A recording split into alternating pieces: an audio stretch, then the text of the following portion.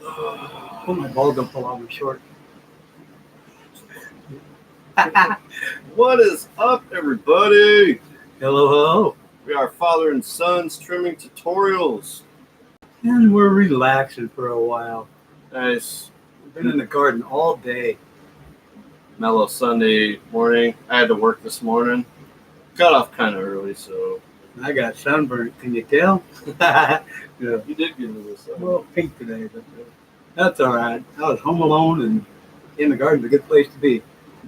Rainy weather is gone bye-bye, and we're back to the heat for a while. Back to 90 degrees and snow. And I got a call from Grandpa today over in Monte Carlo. It says hello, and said Albert says great, hello. So I thought that was pretty wicked. Heck yeah. Yeah.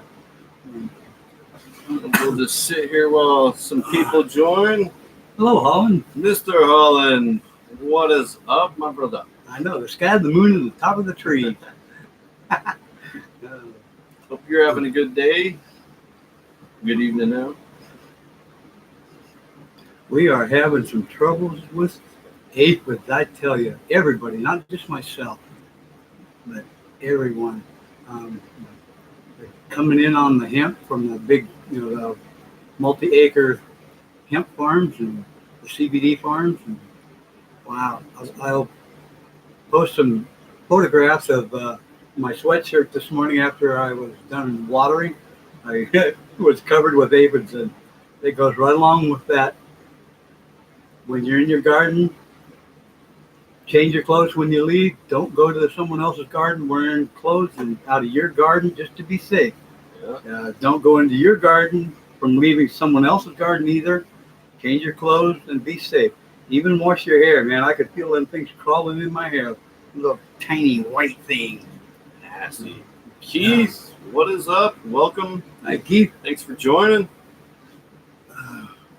Yeah, Holland, you're barbecuing. Hey, let's go to his house. No kidding. That sounds good.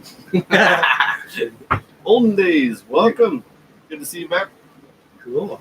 We're going to have to use that round thing that you got, the cooker, infrared cooker. Oh, That's yeah. what that is. That made it pretty simple. Yeah. Let's see. Smoking on some Elvis. What are all you guys smoking on right now? Watching this, you better be smoking. Got some father and sons trimming tutorial doobies. Cool. Fire that up. Get some Elvis going. Yeah, no kidding. Yeah, fire it up. Fire it up, yeah. Fire it up. That's my noodles. How's everybody doing? We're just casually talking here, just waiting for people to get on. And we're going to be talking about, again, pests in the garden. They're terrible. And we're going to be talking about that and the different flowering stages that we're going through right now in the garden. Yeah, and a close approximation of when you should change your fertilizers to the blossom booster, according to how the plants are setting. And we'll tell you what we put with our plants. This morning I got all of our plants started on the 10-30-20.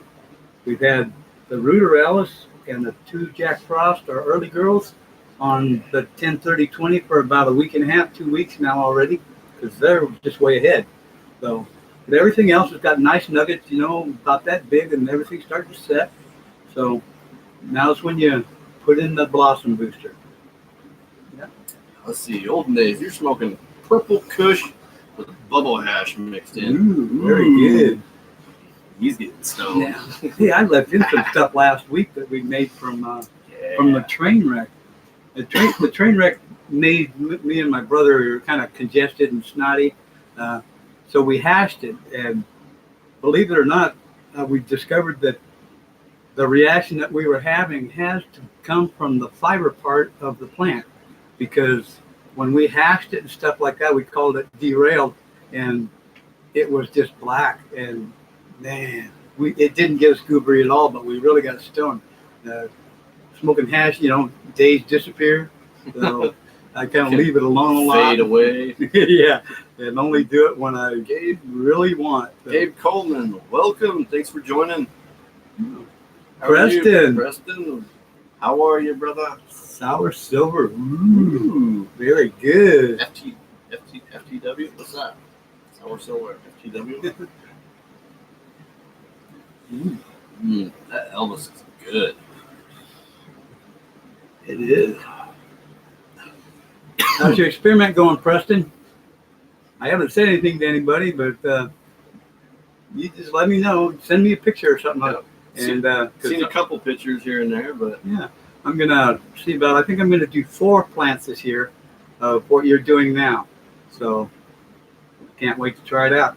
I think a dispensary might like the difference, because all pots are really good, but like we said, the coffee pot has an active high.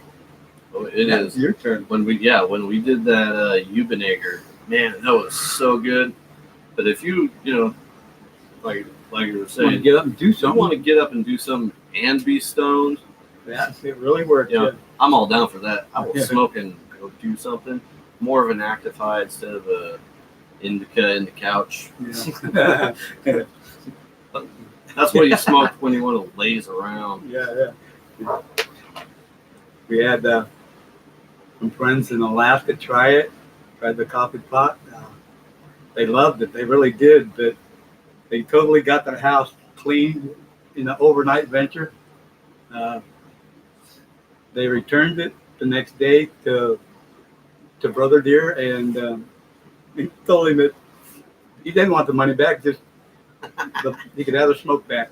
It was too much for them. Too So we thought that was a good one.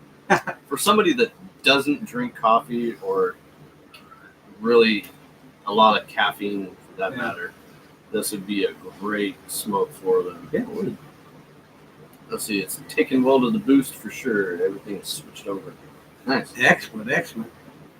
I hope you got Preston, I hope you got a handle on your pest problem. Just keep it up. It ain't gonna happen overnight, but 3 weeks or so, if you're diligent, you'll see headway being made. So don't forget to spray early. So, And we have been taking pictures of all the pests and get everything. the bugs and stuff in the I don't garden. remember if I said this last time, but we're gonna make a video of all the pests, bugs, good or bad, in the garden that we found that are too stoned to literally leave the garden.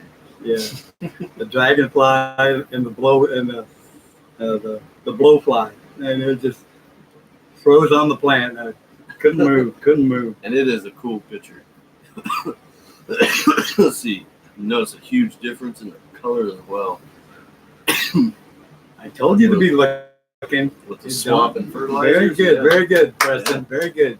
My Jack Frost here is, I don't know, it's probably about maybe 3 feet. Maybe close to 3 feet. Yeah. Yeah, shoulder high, And it'll be nice. yeah, it's it's doing great. It's just now starting to come into flower, and I'm gonna next watering. I believe I'm gonna start adding the other 10-30-20. Cool. And get that going. Preston says, "You talking about George?"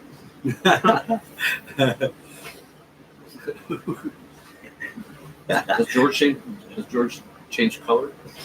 I don't think so. I miss him. He's having health troubles at home, so he hasn't been able to come over this year much. But what can you say? I mean, he's been my buddy for 50 years, and so take care of yourself first, dude. I don't mind a bit. He has been an amazing help in the garden, and we're kind of really missing him over here. Yes, we are. He's a great help. Running all these plants, it's a lot of work. He knows. He got giggly in the shop. No, but yeah. Yeah. George, he can. He Everybody can. does that. Sergio Agasta, cool. Tell him watching your live video and medicated on blue Skittles and cool and cooking. Cool. Man, it just sounds good. It sounds good. You just want to eat it. Yeah, no kidding. No, when I was in Vegas, I got to try some Skittles, and I was amazed at how fruity it tastes. It was really good. Stone was a good one too. Uncle Buck, welcome. Uncle Buck, yes, hello. Yeah, you get tired of your 4 to 6 hour, Indoor 4 to plants. 6 indoor plants. Yeah. Try 12 outdoors ones. I'm way behind, I tell you. Yeah. I really am. These Hong Kong gooeys right here, they're actually starting to flower. They are. We cut the limbs right before we figured out that They were female. it was female, and then it started to flower. Yeah. So the light outside's getting shorter, so they were starting to read. Yeah. But Well, yeah. Go ahead and just flower them up. Yeah. Make them colas, and they'll be start again next track.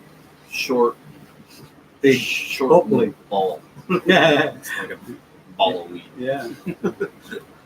But we'll start something else in here after these. It'll be good. Got I got my other wall finished here. Second mylar wall. You just got to finish the curtain to keep the light in, and I'm gonna put a mylar curtain right here, keep the light in, and probably across the back. it Little should be all curtain that I can slide back and forth. Very good. Yeah.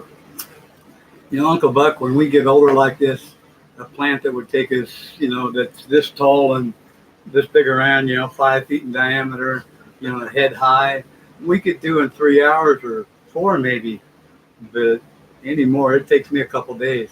So don't feel bad. Don't feel bad. And me, I can't always get over there. I work a full-time job, and we do this too, kind of on the side. Yeah. It's fun, and we love it. He gets out there plenty enough to help me out, so I don't feel totally stupid, or totally slow, I should say. You. Oh yeah. Yeah. Yeah, the other day when I was at work, my father sent me a picture, and it was just his sweatshirt that he was wearing during Just after watering. Yeah, just after watering. It was aphids. Oh yeah, I was Aphids on it. amazed at the Man. aphids. I was like, what is that? I wish I could say they were from one of our own troubles or something like that, but they're coming from the large-scale hemp farms. I'm not putting the hemp farms down, but Yeah. they are. I mean, it's not only my opinion, but others around that see that and realize that. So And it's legal here, and everybody is growing. There's a lot of people in the valley doing hemp farms. hundreds and They're hundreds just of getting, acres. there's more and more popping up Maybe everywhere. we should drive around one weekend and just video the places between here and past out where I live. Yeah. And just video, man. Let's see. Who knows about how a hemp farm operates and works and what they do and their process and everything? Does anybody know anything about that? Because I think it's cool to go there as father and son's trimming tutorials, do a live walkthrough if they'll let us, and maybe have them show us and give us a run around and What they do. show them how they do in the process and everything. We'll just have to ask them again and see if they will. Yeah. Let's see. B Series, welcome. Thanks for joining. Glad you can make it. This message is held for review. Oh yeah. Oh, what, we get censorship? Ooh, you used a bad word. Oh. I'll see that later. Holland, I've heard it's kind of similar to growing tobacco. Yeah. Yeah.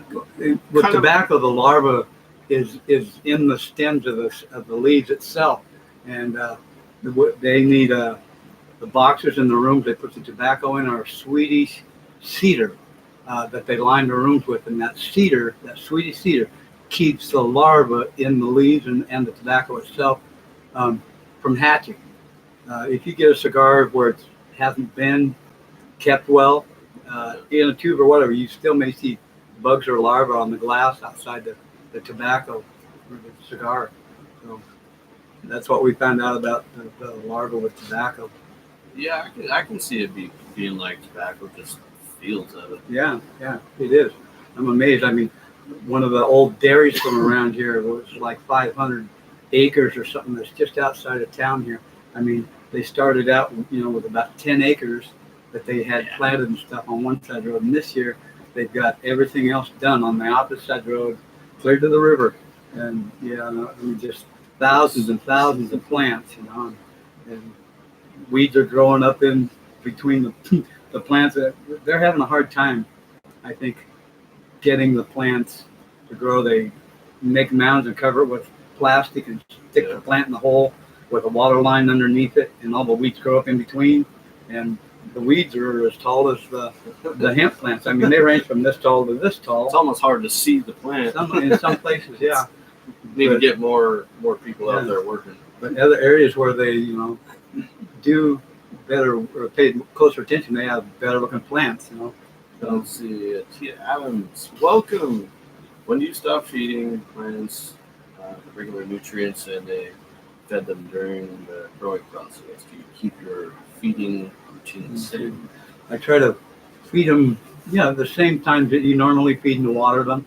But when you have a branch that's come out and your plant is growing hairs, and just come into that little where hairs are just starting to be seen, and the stem starts getting that little zigzag bit, that's right before a bud set. But when you get just past that, where your buds are, say, as big as the end of your finger, and several up a limb, or out a limb, or up the bud, that's about the good time to switch from the 20-20-20, the vegetative stuff, to the booster, Boswell booster, the 10-30-20. Yeah. Add your fish emulsions every 7 to 10 days. Your back guano, your bone meal, your lime, a dash of Super Thrive in your water every 10 or 12 days too. But rotate all these things in. Don't give them everything all at once. You want to ease them into it like you did in the beginning of the year. Just maybe half a tablespoon of the 10-30-20 to a gallon for the first couple waterings, and then you can give it a tablespoon per gallon. Okay. Fish emulsion one day and a drop to a Super Thrive. The next day, some back guano, bone meal. Just put it right in the dirt and till it in. The next day, your lime, your worm castings, and maybe a good shot of Mycos. Mycos does help the plants absorb through the roots the nutrients it needs easier. So after you get everything in, the Mycos will help it drink all this stuff in the next 10 to 15 days. So. Oh man, I gave my plants a shot of the fish emulsions and the Mycos. Yeah. Wow, they love fish emulsion, and the Mycos really does work. Just don't overdo it on the Mycos. I don't do it as strong as they say on the package either, because I think I've seen places underground this far down that is just a white mat, and that's the mycorrhizas and stuff doing their job. But still, when that gets so thick, like a piece of paper or something like that, it's going to keep out oxygen and other things. So you don't want it to be too thick. So just do it lightly, and your plants will do just as well. Elvis.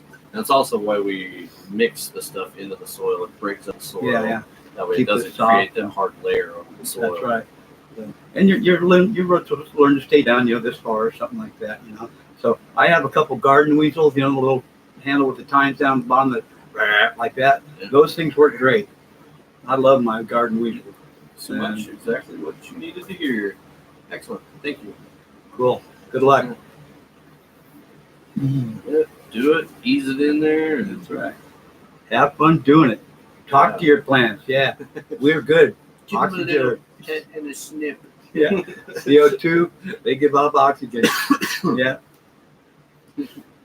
Yep. These are growing pretty good. I actually got to water these things this evening. They do look all dry, but that's a good thing. You don't want them to wet all the time. You want to drain proper and everything. Very nice.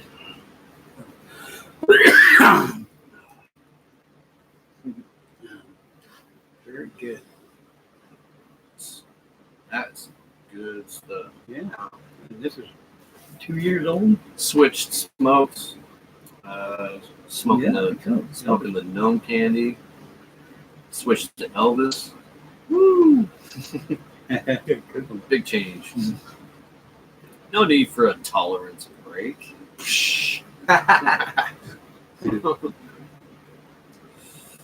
Oh yeah. Ooh. And let's see, we got some new strains coming to the garden.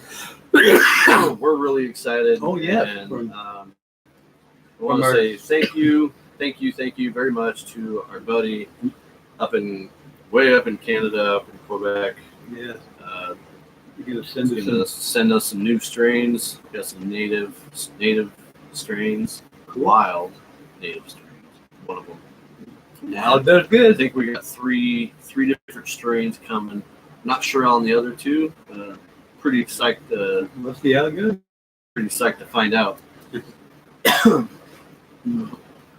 Also, let's see. We got a thingy from our Curry brothers down in Australia. Hello, dudes. Yeah, what up? Or mates. What up, mates? Yeah.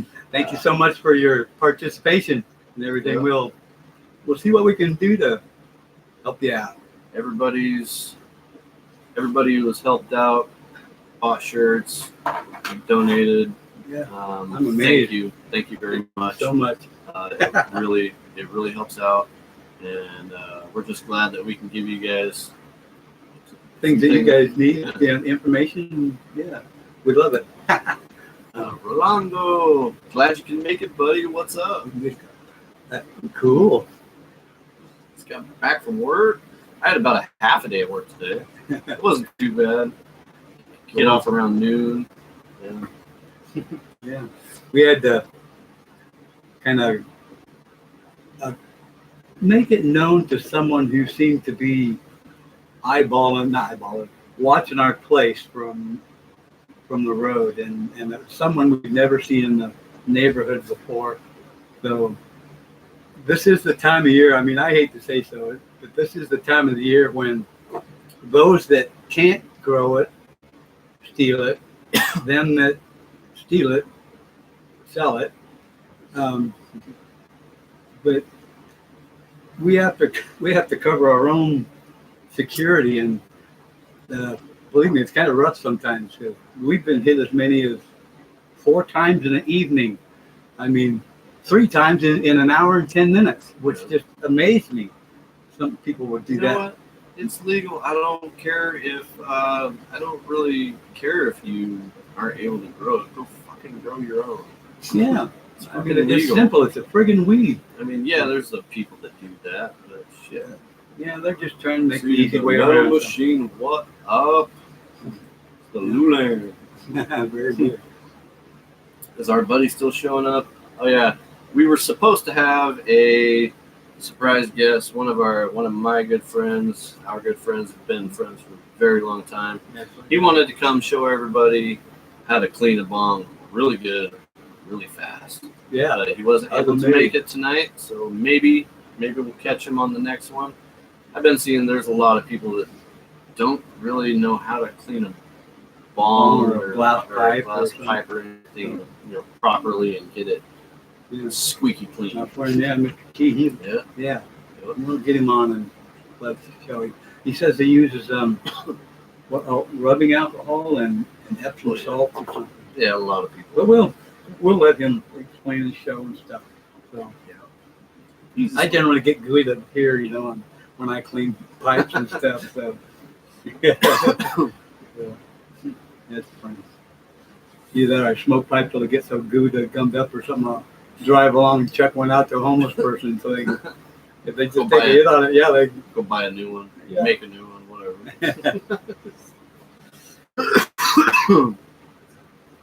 Yeah.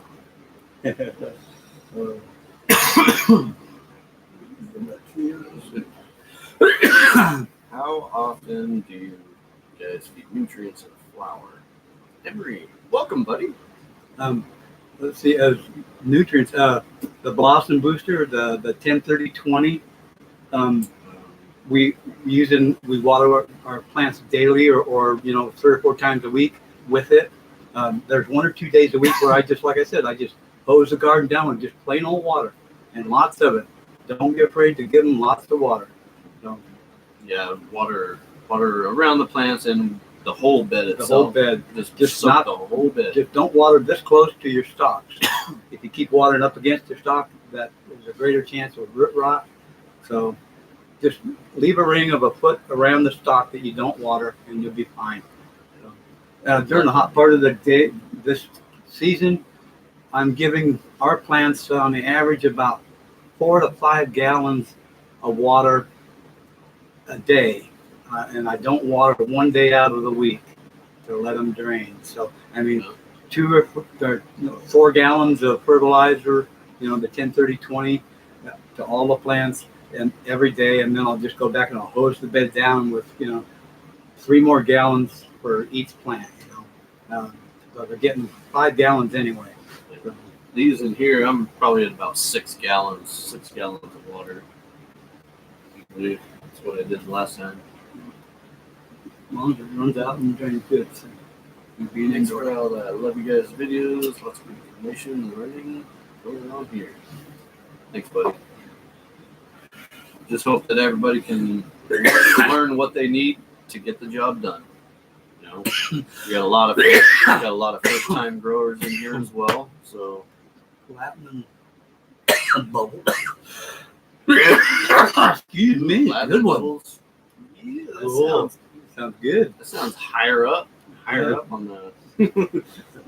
Sounds good.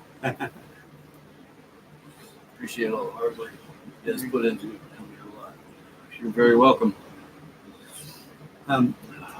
Get back to the 10-30-20 every day. The bone meal, the bat guana, the worm castings, the lime. Also, you can put 2 a day on, but just kind of alternate them so you're not giving the plants everything all at once. And then just water them really good. Use your garden weasel and rototiller stuff right into the dirt and water it, and it'll break down and absorb. That's what the micos is for. It helps break that stuff down so that the plant can drink it up. Anything water soluble, it'll drink up right away. If something has to break down, it'll take 4 to 6 days. So it'll give that time to drink up too. So the other things, the bat guano, you should try to make it a high phosphorus bat guano. Okay, flowers like high phosphorus more. Cut down a little bit on the nitrogen and a little bit higher on the potash. Okay, nitrogen is the 10, phosphorus is the 20 or the 30, and the potash is the 20, 10, 30, 20. So, okay. I've even went to throwing like a tablespoon of regular ashes from the fireplace or whatever. Oh, yeah, that'll work. And sprinkle Papery it in ashes. there. Yeah. It's got a lot of nitrogen and stuff in it too. Yeah. All from the oak. A lot of oak. Yeah. My brother from Alaska did call and say today that one good deterrent for pests and stuff for your garden is a plant called Swiss char plant. He said, yeah, I think it's Swiss char. He had plants, char plants on, up and down the rows and stuff between the rows of his pot. He says he had very, very few bugs on his plants. Everything went to that char. He says even now, after he's done and everything's been harvested and put away, he says the char plants are still crawling with bugs. So that might be a good thing. I had no clue. So must not have broken the cycle yet. The life cycle of the bugs. Oh, up there. Yeah. Well, having the bugs, the plants, anytime they do hatch, I mean, they sense the char plant, so that's where they'll go instead of pot plant. And I don't know if there's enough room or time this season for us to try the char plant unless we can get plants themselves. Yeah. I think that we get they come in seed. So that might be something to try for next year. Yeah, check it out. Hmm. Definitely use unsulfured molasses and use organic honey. Uh, Swiss chard. Swiss Is it chard, Swiss yeah. chard? Yeah. Swiss chard, yeah. Um, molasses, unsulfured molasses, yeah, cool. And honey, um, molasses does have an enzyme that the plants really do like, and that's the weed part of them. But just be careful with the sugar, okay? The sugar does add a lot of weight, but sometimes you don't. Sugar takes a while longer to flush at the end of your cycle. So when you have 7 to 9 days or something like that to get rid of your fertilizers and stuff that are in there, you should add on another 4 days or so for sugars. Okay. Um, And they will attract the ants if you're indoors, so be careful. yes, yes, they will. Issues with that before, but we weren't using honey. But those damn little sugar ants, Yeah. I hate those. With your honey and stuff, if you can find a certain flavor or something of honey. Around here, we have several kinds of honey from the bee makers. I like the fire thistle. Oh man, it is so good. Yeah. It is not, but the plant will absorb the taste of that honey. So if you got blackberry honey or something like that, your plants will absorb a bit of that blackberry flavor. So yeah, that's something to consider with the sugars. Which is why we're trying the coffee no candy. Yeah. Oh, I can't wait for that. Brother Deer likes that stuff, so we're gonna He do does. He does like it. we're gonna do several plants this year for him. So Yeah. I grew up with my brother in a medical grow, just a small thing. That he was in the Navy, so he contracted plutonium poisoning when he was on the ship. It wasn't something that our families ever had, so um, he's doing well. He's the last everyone on did his job when he was there. Everybody else took um, chemotherapy and was gone within 10 or 12 years. My brother is still kicking after nearly 20 years. He's one of two guys that decided to take experimental drugs, cancer stuff. So It is freaking spendy. it is frickin' spendy. I mean, $3,000 a pill. Can you imagine that? But No way. he's been a good guinea pig for this company and stuff in the military because it's actually helping him. So this really helps my brother, the grow that I do. He says that when his cancer is really acting up, he can feel it between where his muscles connect to his skeleton. He says, and it's like a bazillion fire ants biting him all at once. I mean, his whole body just turns red and pimply. And when we like the gnome candy because he can sit and have several hits, and then pretty quick, he just gets that zone. Yeah, he's zooming, and for that 30 seconds, I mean, he is pain, and then for the next couple hours, he is actually more pain free than he has been on a lot of the pain that they give him. So I love doing my job. I do. I love to do it for my brother. Yeah. Let's see. Great to hear he's still around, though. Have to thank him for his service. We will. We'll thank him. I do quite often. Thank you. And yeah, you'll make sure to do an extended flush for the sugars. That's right. Very good. Your legal limit for outdoor. They seem to be loving molasses. Yeah, that enzyme, I'm not even sure what it's called, but it really does. I mean, I've seen some monster plants. I mean, you could actually climb up in them, and climb around in them a bit. Yeah, like 8-10 pound plants almost. People grow them, start them in February, like I mentioned before, and they get them, 3 foot tall, however big, and they started training them already. So that Mother's Day, they can transplant them outdoors, and they start their garden in May with a 3 foot plant. They acclimate them as they come, so that Mother's Day, they can just put them right outside. Mhm. The only thing they really have to be careful of is sunburn. And that doesn't take too long to really get past. So. Yeah, hell yeah. All hail gnome candy. It is good. We love it. Absolutely. Love the gnome candy. Over the last 8 years, my brother and I have gone through probably 50, 60 different kinds of strains that we had tried to grow. Uh, the gnome candy was a save the dog type plant when we got it. Somebody had messed it up trying to cross it with something that didn't even work. And when we got it, it had been thrown in the garbage, and the guy said, "You guys take it." So we took it, and it was a bubble gum. I'm pretty sure bubble gum. And Yeah, I think it was. yeah, It was. but it was a round plant with nice buds. I mean, nice buds, just big around, Rainier bottle size, with lots of white hair and not, minimal vegetative growth and stuff. And I happened to have a friend doing an illegal grow at the time who had a plant like that.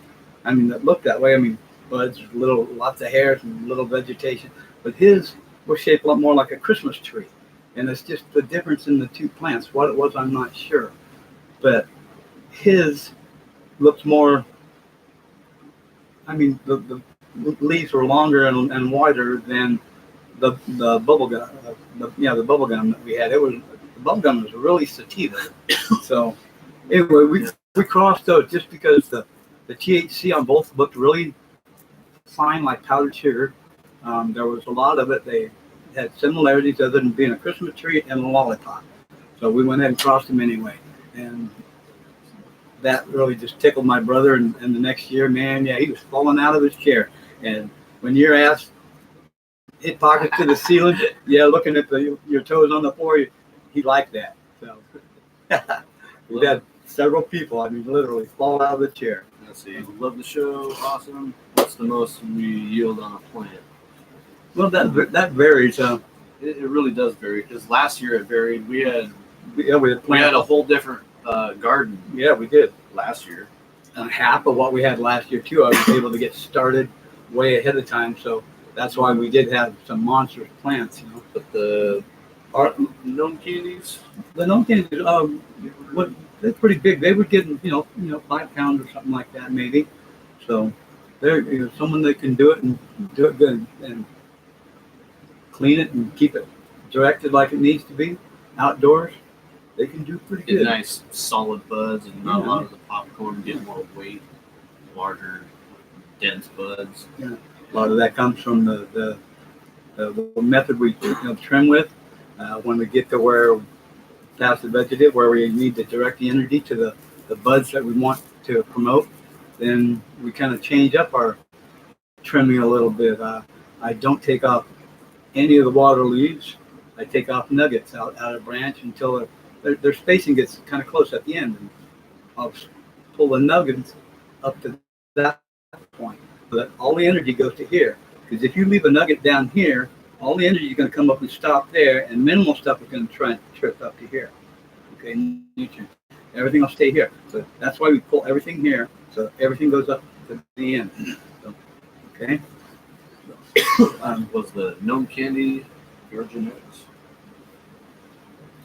The the bubble gum when we got it was someone else's foobar. Like I said, we had a chance to take it and see what we could do with it.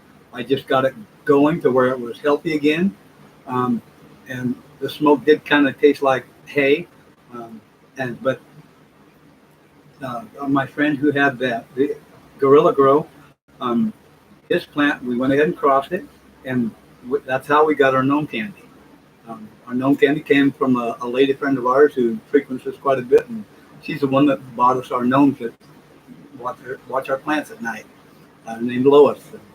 So that's how we got gnome candy. Yes, the two crossings, we've had to cross them, I think 5 times now in the last 8 years. So, and I didn't this year, but because I got still a ton of seeds from last. And some of the older packages I have with seeds that are, like 2016 or 2015 yet. Sometimes in those we get throwbacks a bit from either one of the plants, the bubble gum or the Jack Frost, the Illegal Grow. So we've got a couple of those in our garden right now because I use an old package. So, but still, we still have like 8 gnome candies down the garden. So yeah, we did have a little surprise at the beginning of grow season. Our plants that were indoor. We brought them outdoor to sit for a week or so. Almost 2, yeah. Almost 2 weeks before to get them used to the outdoors. The majority of them ended up flowering, and so it was just going to take too long for them to switch. Turn around. To turn around. Yeah, I think it takes about 3 weeks, I think, just guessing. But so luckily, we had a bunch of gnome candy clones going at the same time. We did. Put them in, and look at them growing now. And putting plants out this big and having to jerk them out and going with clones this big, that's kind of daunting. So yeah. Anyway, it was a good start. Things are over my head now. They're hard to reach from side to side now. 7 feet round, maybe. Pretty close, yeah. I'd say a good 6 feet in diameter for the most part. At least a good 6. But we have one bubblegum throwback that is just inside the gate, and it is long, skinny fingers. I think it look like knife blades, but it's going to be real silvery. So we're going to pay attention to this one. So have to get out the scopes and look at that baby. Yeah. Let's see for sprays. How long do you guys spray caterpillar killer into the flowers? You use organics. Just nervous about losing the good buds to caterpillars. The caterpillars, yeah. When I spray in the mornings, and take your time. Remember to spray the stalk and the limbs, not just the leaves, because those are the highways to the leaves. Start by reaching underneath and spraying up, inside and out, all the way around. Go up, move over and go up, all the way around. And then you can come out where you started and you can kind of rain down on the outside all the way around again. So you're going to go around your plant twice to do it really good. I do it 3 days and then one I don't. And then I'll do it 3 days and then one I don't. And then I'll do it 2 days and then not one and then 2 days again. And hopefully in 3 weeks or so, you'll have a good handle on things. So you just got to be patient and do what you can. So, because pests are there, I ain't kidding you. They're hard to get rid of. They're on the underside. They're on the top side. They're fast. But like you said, do it early in the morning. When they're cold and slow. Cold, and they can't even really move.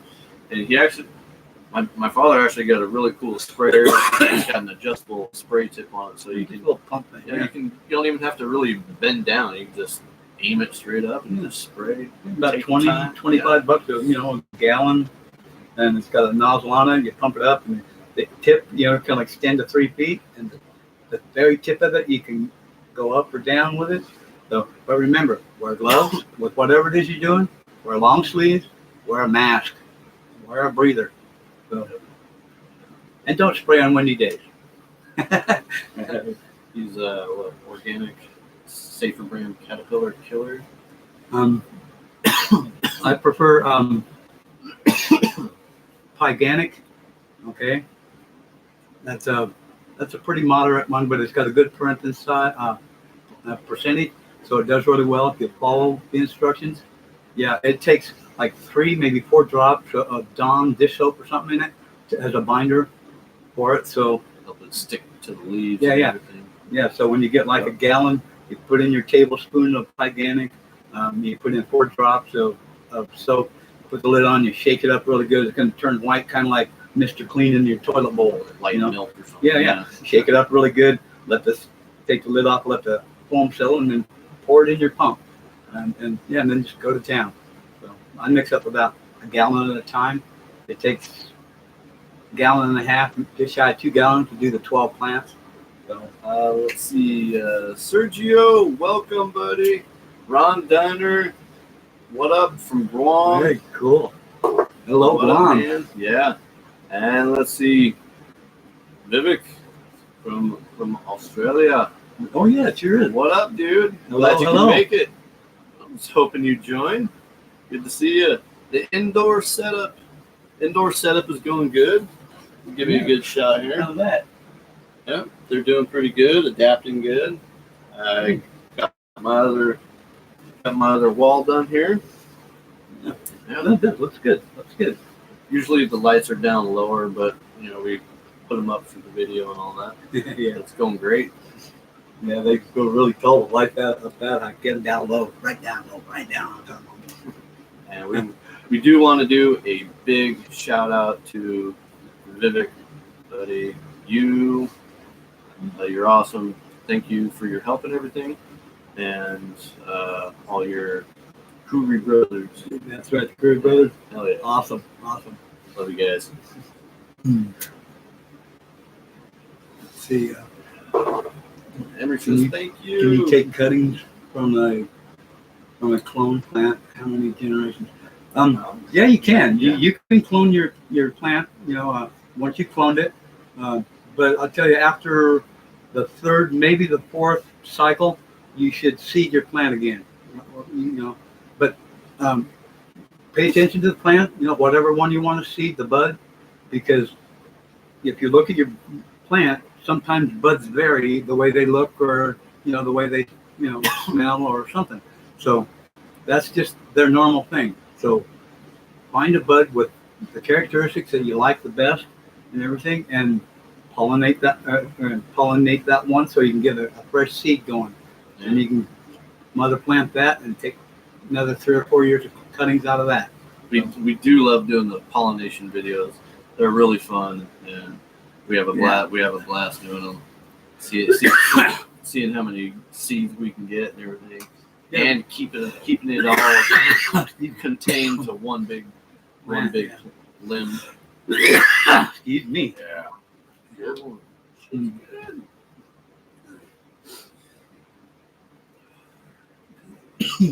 Oh, Also, in your cloning or something, just use a good razor or a scalpel. If you can get an old-fashioned scalpel, or maybe they even got scalpels down at the grow shop or something that cuts clean. Because in your stem, if you look at the end of the stem, you can, with a magnifying glass, you can actually see the little water tubes. yeah. And It's like the a cleaner straw. you cut those, the easier they'll draw. Okay, when you put them in the cloning material to put them in the ground, don't touch the face. Okay, be clean. So it's basically a stem. A good example, I guess, would be a straw with a whole bunch of other straws shoved inside of one straw. That's right. Basically what it. And it's clean to cut on them straws all the way across. If you pinch them, they're not going to drain or absorb right. When they got a good round cut on the end, 45, they love it. Be real, welcome. Thanks for joining. You like my ink? Pretty sweet. Thanks, buddy. How much time? How much time did I do? Not 1 hour Oh, from the ink. Yeah. I'm sure you spent more time than that in there, dude. No, in like jail. Oh, yeah. Nope. No, I'm a good boy. That's right. You was. I was the one that went to jail. Knock on wood, huh? That's the olden days. You've gotten used to the tents in the basement. This upcoming run, due to many reasons, having trouble figuring out venting 6x6, 5x5, and a 2x4. Worried about the heat. And in here during the day, it actually gets pretty toasty in here. I got a nice big fan, and it's got a big old thermostat on it. It's probably running all day. when I'm done at work, that thing's. But I got other vents and fans and stuff going in here, so it stays pretty good, and it's really nice during the evenings. The indoor thing of venting. If you just, when the heat's on like it is, you just kind of got to bear with it. I'm not sure about air conditioners, but sometimes on your, you can take a block of ice and set it in a giant bowl or something right in your intake. You know, when the air comes in your room and blows across that chunk of ice, kind of like a swamp cooler or something. That will help cool it down. You know, also, but as long as you've got air moving through your room, and if it can, you can draw it straight from outside, not one of the other rooms in the place, but straight from outside or under the floor, you know, and then you can exhaust it right back outside. Your ventilation will be better, and it'll be you'll be at the mercy of, you know, the heat outside also, but still, it's fresh air coming in. So, and once it maybe lengthen your conduit coming in, you know, your tube coming into your room or something, so that the heat goes through a longer tube. It takes a little while more to cool down before it comes into your room, okay, if that's possible. Or could you like maybe put some extra insulation inside of your tent? Possibly. Oh yeah, maybe. Yeah. You know, they do make like 1 inch thick insulation. It's really light, pretty cheap, and maybe that might be able to insulate the walls and, you know, keep some of the heat and everything off the let's walls. see, we need a 6x6. Okay, what about the heat? Yeah. So, no, just try to make your your intake and your exhaust all from outdoor sources. That's your best bet. Lengthening the tube, like I said before you come into your room, that's been used before and it does work. So it just, if you could do it, the guy that I knew did this. He had a tube about this big around. It was a yellow plastic stuff, but it was, I don't know, it was the thing he had this long. He could stretch it out to 15 feet. It was an expandable air duct. Is what it was. Yeah, and so he just had that right outside. He just stuck it right in his room, and he just add one on when it got to be 105 or something like that. He'd just make sure that it was drawing from indoors or from outdoors, and even outdoors he would have it shaded somehow so that that area where the intake wasn't right in the sun. So it started to cool it there. Run through a longer tube coming in, cool down better. The fans moving it, cool it down better. There's a few degrees when it gets into your room. So, yeah. So if you could do that, try. See what happens. But your exhaust, you want it out quick. Cisco the Kid, what's up? Hey, Welcome, Cisco, buddy. very good. How's it going down there? Down south. Glad you can make it. Okay. That's it. Yeah, we've just been smoking, you know, Several of these, yeah. several of these doobies. Hitting on Elvis. Elvis is in the house. Hey. Here's a little FYI. I think I just had a thought today, and I was trying to think of something to do. So, anyway, here's my wild ass idea. My moment of glory. No. Anyway, sometimes when I'm trimming a plant and stuff like that, you know, standing there with, you know, your head, top half of your body in a plant, you know, reaching down in it to work, you kind of get plant branches up under your ribs, and sometimes you fold them and stuff, but that's a normal thing to do. So my thinking was today, I got 2 roach clips, a couple good strong ones, not wimpy ones, strong ones, and I put a loop on the end and tied a shoestring, just a good old-fashioned cotton shoestring. Okay, so when you're trimming your plant, you can reach this up around it, reach around the branch, clip it to itself, and then you can write this one down wherever you want it, okay, and then reach around down here and do the same thing, but you can pull it so that it holds all these branches over here and gives you this much space, you know, it's kind of a third hand, so you can go this way when you're working. So you can take it off later and come back and go over here and do it again and clean some more. But it's just a couple roach clips and a shoestring, and you can clip them that long or this long. You know, it doesn't matter. You can clip it wherever you want to make it hold for your plant, and it's a lot easier on your plant with a string like this than a bungee cord or something. Sometimes they can retract and break your branch. So this will just be where you put it. So Things we think of when we're in the garden. yeah. See? So yeah, if you can do that, do it. Things You know, a real long bootstrap, leather bootstrap would probably work pretty good too. a nice leather one. Yeah, leather won't bother the plant. So anyway, just Yeah, make sure they're the strong ones. yeah, got to be strong. You got to hold them in. Sometimes them things pull pretty good. Other than that, that's how I walked around the garden with them most of the day. Usually, I'd have one of these, tied to it. That's good. That's good. But yeah, try it. See how it goes. Cisco says things are going good. I'm dealing with inchworms and budworms. Yeah. Bummer. Is there a lot of trees around where you're at? Maple, oak, laurel. Yeah. Hmm. Let's see. Budworms. Worms, you gotta be on them. You gotta spray them. They will Be diligent with those. Yeah, shit out of your plant. they will. The thing about the budworms is they, on your bud, the stalk here with all the little nuggets around and stuff, they get inside and start going up the stalk and right around the stalk like this, inside where the nuggets start. So when you pull apart the nugget, right along the stem there, if you got budworms or something, you see little tiny yellow spots where they're pooping as they go. That's what those little tiny yellow spots are.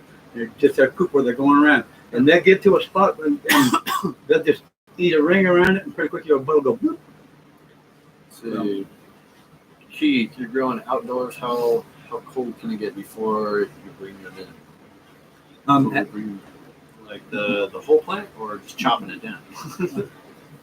I'm probably bringing it in Probably indoors. bringing it in, yeah. Actually, plants can take a pretty low temperature. They can actually take a good frost once pretty easy. At the end of the year, we always have a frost. Yeah. The first frost is kind of acts like treats them kind of like the frost does an apple tree. It makes the apple tree get the sugars kicking for the apples before they harvest them in the fall. Okay, so cold weather does the same thing to make them more THC. Time's coming. We're reading more and more darkness, so we gotta get ready to do this. And most plants do it right about 13 hours or something like that. So, yeah. See, New Orleans still in the 90s. Yeah, it's still high 90s here. Yeah. It's Back to it. Yeah. It's toasty.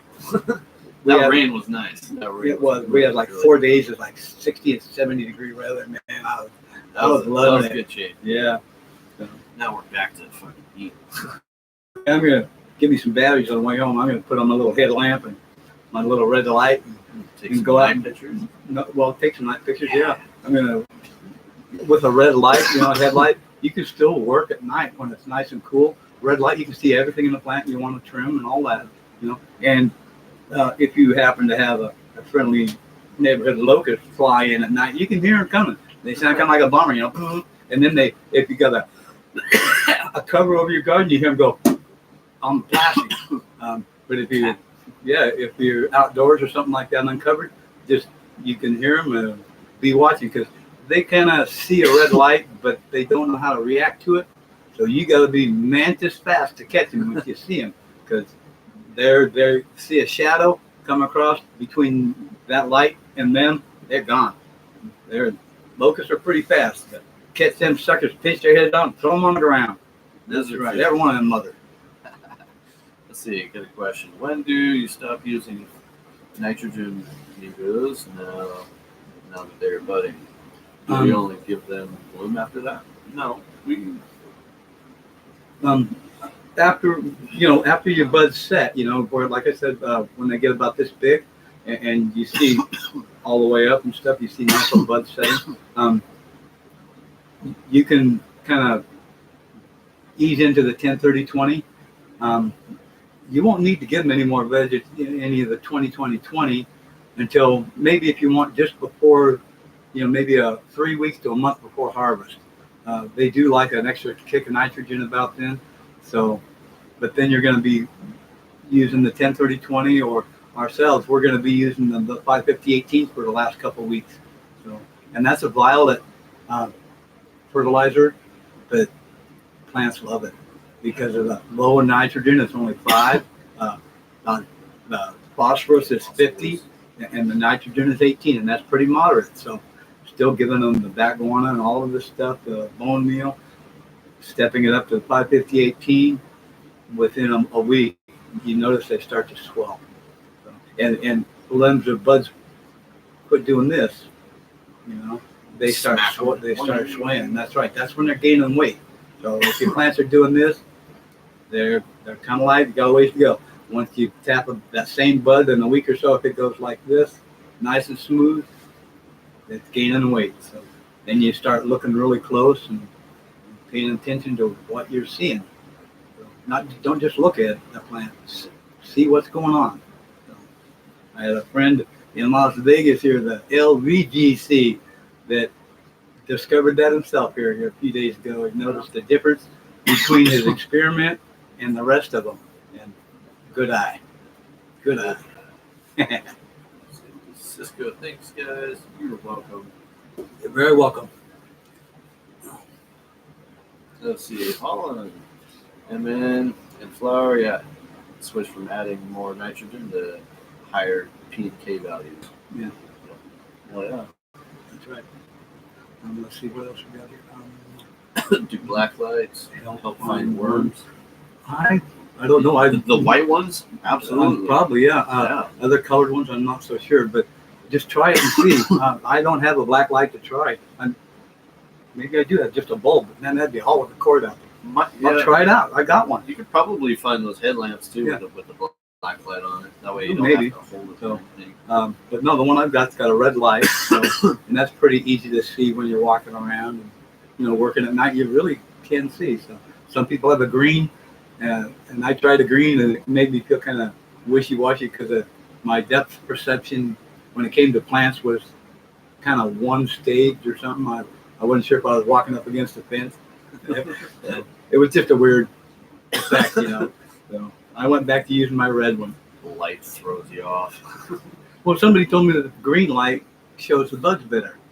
And I didn't see the locusts hardly at all because they're green too. I mean, plant's green, your light's green, they're green. I mean, I didn't even see the reflection of their eyes. And I know they do that when they're seeing the light right. Let's see. Do you recommend neem oil or molasses for bugs too? Neem oil? Neem oil is moderately, depending on how you use it, I guess. Use it like the regular sprays. Yeah. The molasses and stuff, I don't use it. I use Pyganic. So, and it's a good organic thing. And in like 3 hours, it won't bother you. It won't hurt the birds or anything either. So it won't bother the lizards. So that's why I use the Pyganic. Another one that's really a good one you might try is Azotrol. It's got kind of I think it's a redwood base or sap base or something, but that works pretty good too. So, and that you mix it like it says. Don't double it or anything. Just do it like it said. So. Let's see. Emery, is it normal to have 30 or 40% of your plants flower before the others? Is that normal for some to be quicker at flowering than others? All the same strain? Or really? Really? I would say if you're guy, they're like our gnome candy. There's a throwback somewhere. So we got 4 strains right now, and gnome candy is just now starting. They're all set. I've changed the fertilizers on them. So. And then we have our early girl Jack Frost. That flowers early. That's flowered 3 weeks ago. So set. And the Ruderalis flowered. Man, that flowered since we put it in May. That flowered way before the Jack Frost. It's still flowering. We're just letting it go. Size, like they're literally the size of your arms, and they're getting big. Yeah, they're huge. I was eyeballing it really close with a magnifying glass. Lots of hairs coming, and the THC is just starting to come out on the root. So Yeah, But, it'll be ready. It'll be monstrous.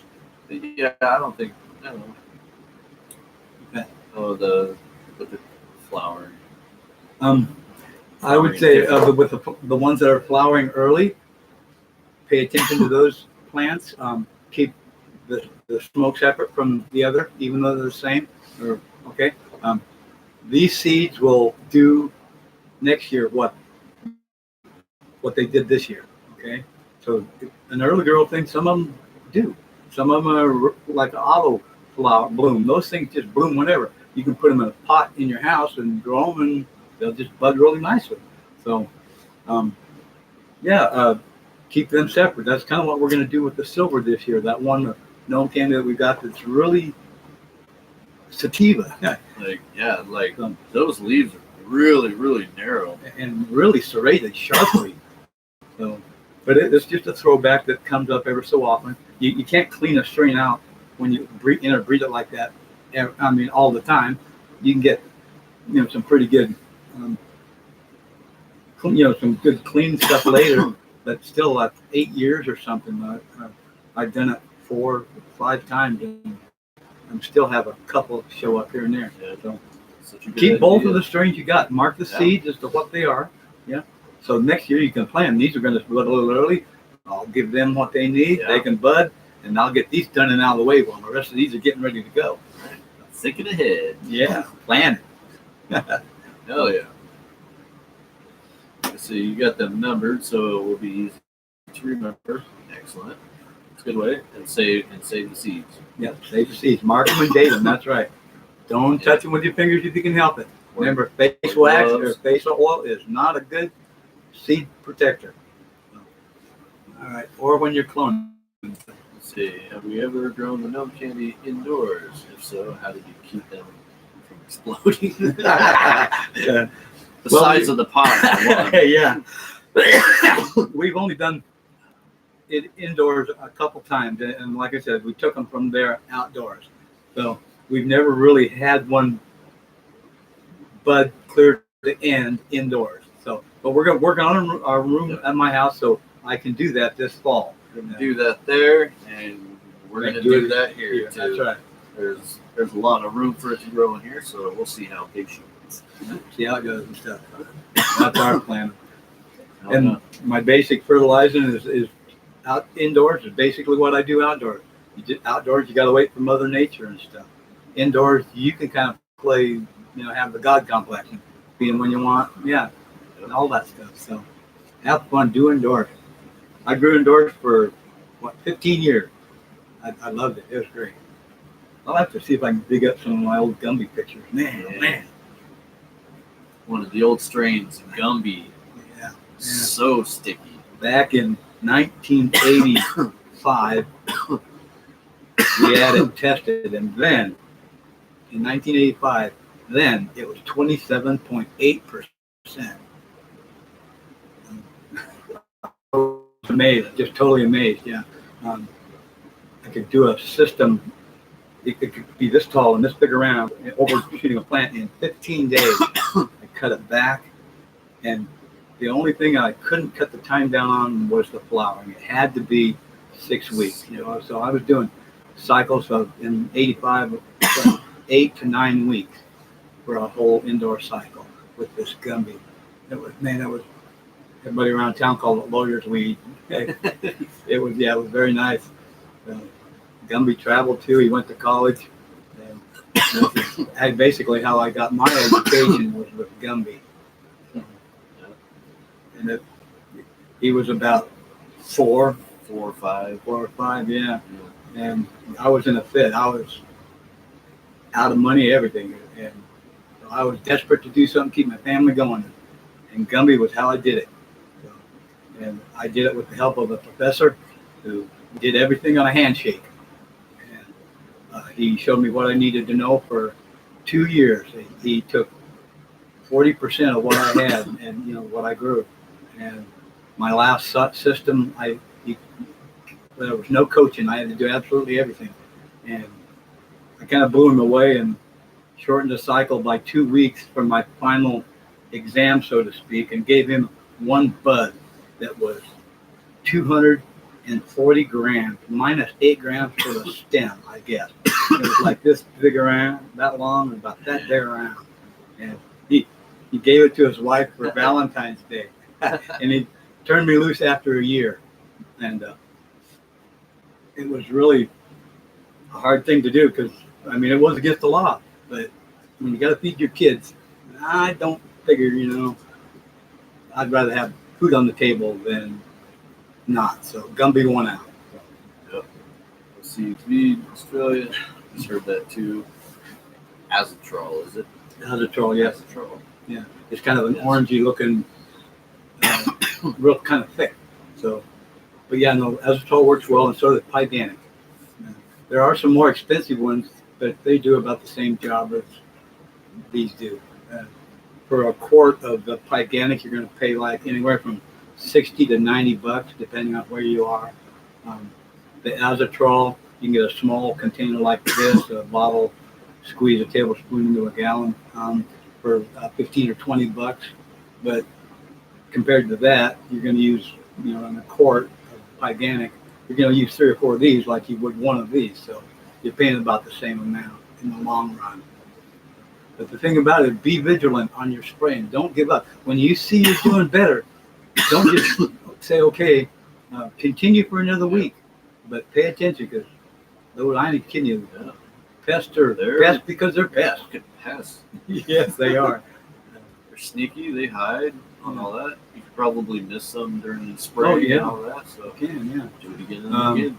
Like I said before, if you visit someone else's garden, indoors or outdoors, and they have pests, before you ever get to your garden, and you don't, or you have, you don't have pests or something, change your clothes, shower, get them out of your hair, off your arms, because they travel, and that's the way to do it. So, I mean, logically thinking, if you're going from their garden to yours, be clean. If you're going from your garden and it's clean, or it has pests, change clothes before you go visit someone's garden so you're clean when you get there. That's a courtesy thing. So, if you're kind to your fellow man, that's a good way of doing it. That helps. Yeah, no kidding. Hell yeah. Yeah, la. All right, guys. I think it is about that time. We're running over. Cool. Yeah, that's okay. No worries. Running over. Anyway, guys, we got a bunch more videos coming. Some pretty cool ones. And We got some quick closest to the goddamn. I do believe we actually got a recommendation for a video. I'm gonna have to look at that again and maybe see if we can't do a quick video for that person. Oh, okay. And Find out what it is. no worries. We'll check that out. Cool. And stay tuned, guys. There's gonna be much more going on. Well, this is Father and Son's Trim Tutorials. Have a great night, guys. Experiment. Try something. It's your garden. Yeah. Cool.